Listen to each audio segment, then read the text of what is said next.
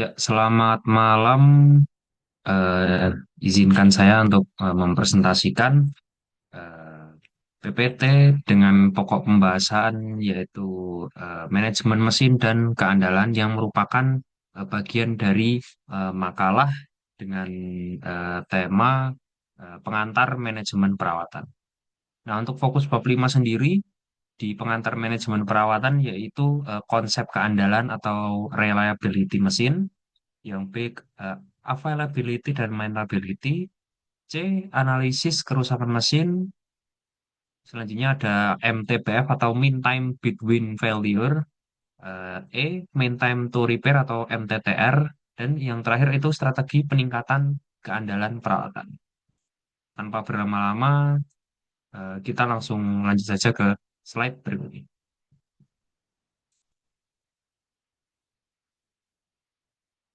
Ya, untuk yang pertama yaitu konsep keandalan atau reliability mesin.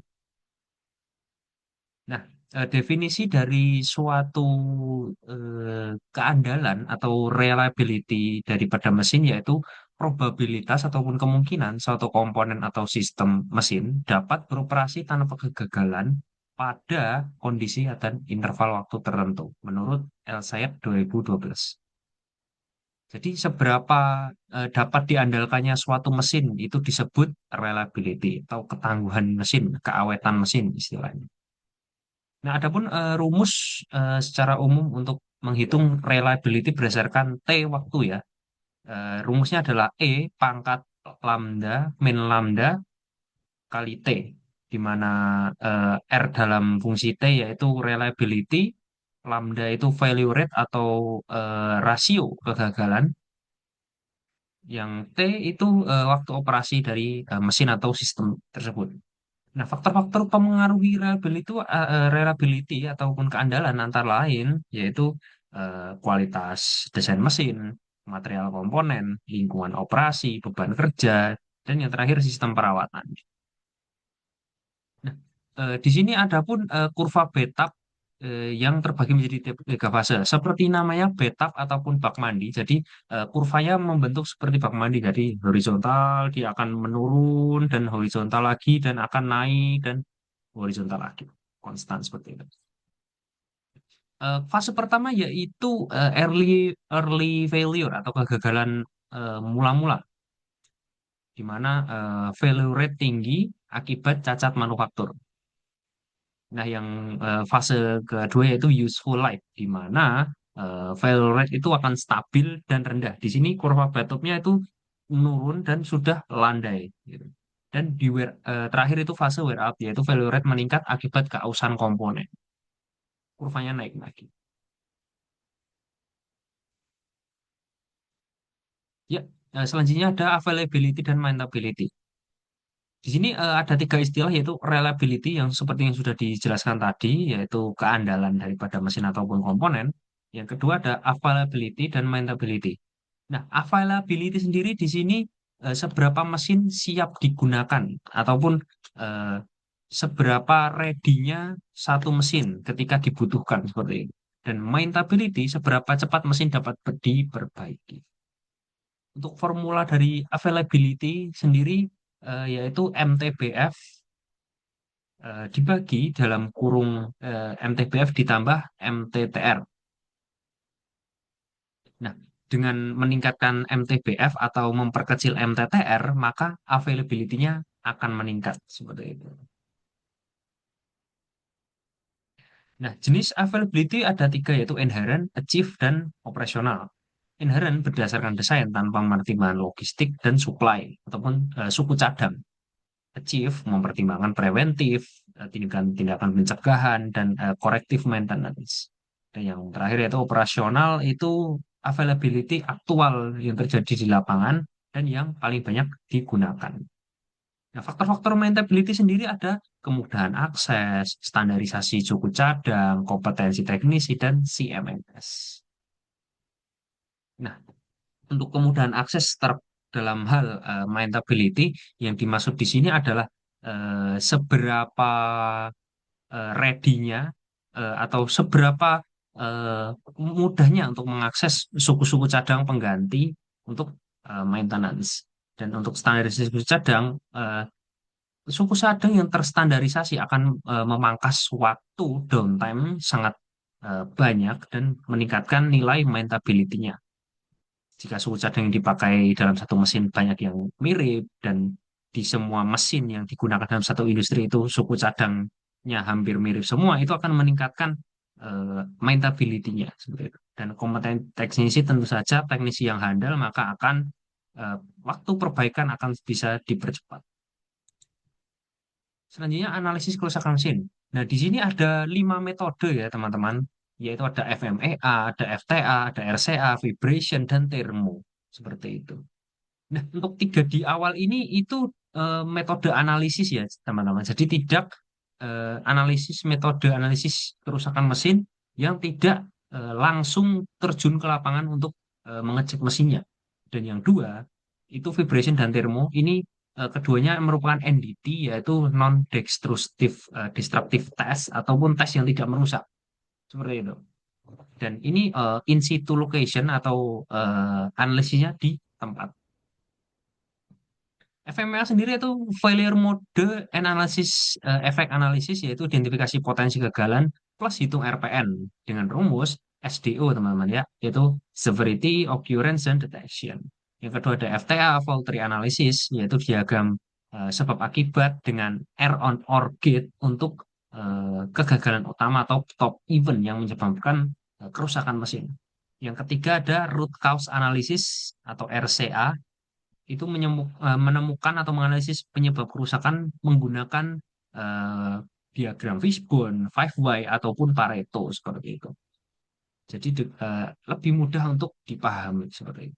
Nah, yang selanjutnya adalah NDT vibration analysis, jadi mendeteksi unbalance, misalignment, bearing defect, looseness via accelerometer, dan ini melibatkan analisis getaran yang dianalisis menggunakan sensor-sensor yang canggih berupa akselerometer dan juga spektrometer. Yang selanjutnya ada termografi. Ini menggunakan kamera infrared, jadi mendeteksi pancaran radiasi inframerah dari suatu mesin untuk mendeteksi hotspot ataupun titik konsentrasi panas. Ya biasanya di situ disebabkan oleh overload, sambungan longgar, ataupun kerusakan bearing karena pelumasan yang tidak stabil.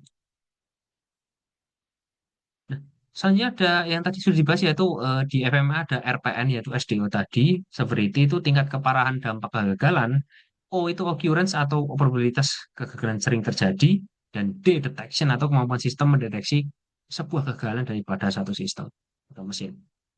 Nah, semakin tinggi RPN maka semakin tinggi prioritas penanganan. Jadi ada banyak di production line ada banyak mesin dan itu dianalisis semua dan apabila ditemukan RPN yang paling tinggi, maka mesin itu yang menjadi prioritas untuk perbaikan. Seperti itu. Nah, untuk FTS dan RCA menggunakan AND gate ataupun OR gate ya. Kegagalan terjadi di semua kondisi terpenuhi secara bersamaan itu di AND gate, dan di OR gate kegagalan terjadi jika salah satu komponen atau salah satu kondisi terpenuhi. Seperti itu. Nah, adapun RCA dibagi menjadi 5 tahapan ya teman-teman. Tahapan pertama itu identifikasi masalah, yang kedua pengumpulan data, ketiga analisis penyebab, empat penentuan akar masalah atau root cause, yang kelima itu tindakan korektif. Seperti itu teman-teman. Nah, lanjut saja ke MTBF atau mean time between failure ya, yaitu rata-rata waktu operasi mesin sebelum mengalami kegagalan berikutnya atau repairable system. Nah, MTBF ini rumusnya yaitu total operating time ataupun total mesin beroperasi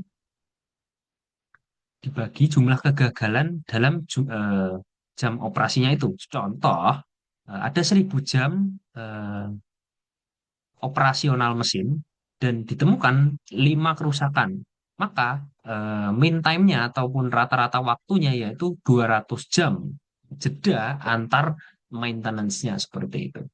Nah, kegunaan MTBF sendiri antara lain mengukur reliabilitas suatu mesin ataupun keandalan satu mesin, menentukan interval preventive maintenance seperti itu. Dan ketika mengevaluasi efektivitas maintenance, memperkirakan kebutuhan suku cadang, membandingkan performa antar mesin. mesin yang sama belum tentu performanya sama dalam hal perbaikan ya. Dan juga mengestimasi potensi downtime daripada satu mesin. Nah, downtime ini akan sangat merugikan ya teman-teman, karena akan eh, menurunkan nilai daripada availability dan juga maintainability dari satu mesin.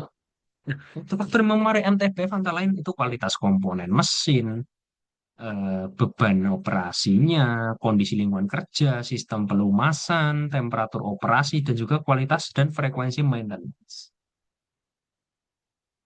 Nah, sebagai tambahan sedikit di sini, eh, IoT, sensor IoT, CMMS, dan AI memungkinkan perhitungan MTBF secara real time menggunakan sensor-sensor yang tak canggih seperti itu, teman-teman.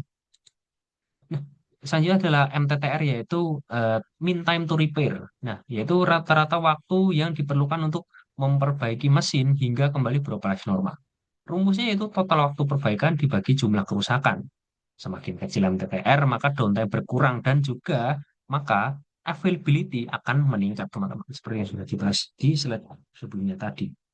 Nah, faktor-faktornya pun yaitu keterampilan teknisi, tentu saja, ketersediaan spare part yang tersedia dan mudah dijangkau akan sangat-sangat memangkas waktu downtime, dokumentasi maintenance, ataupun riwayat, ataupun log daripada maintenance yang pernah dilakukan di mesin yang akan diperbaiki, kemudian akses komponen, sistem diagnosis kerusakan, kompleksitas mesin, mesin yang kompleks akan semakin rumit dan juga membutuhkan waktu yang lama untuk diperbaiki dan juga ketersediaan alat-alat kerja.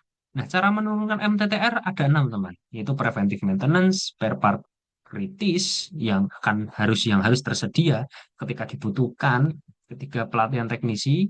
Nah, teknisi yang handal akan menurunkan nilai MTTR secara signifikan.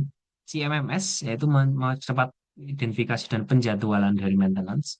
Predictive maintenance yaitu antisipasi sebelum kerusakan besar, dan sensor IoT dan AI, di mana memanfaatkan kedua hal tersebut bisa meningkatkan eh, diagnosis real time dengan lebih cepat. Nah, adapun strategi peningkatan keandalan peralatan di sini ada 6, yaitu preventive maintenance, predictive maintenance, RCM, eh, TPM atau total PM, condition monitoring, dan juga industri 4.0, teman-teman.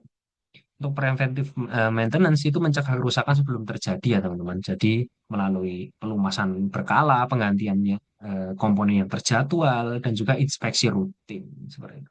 Predictive maintenance yaitu memprediksi kerusakan dari sensor-sensor yang sudah dipasang, juga termografi ataupun vibration analysis yang sudah dibahas sebelumnya tadi, dan juga oil analysis.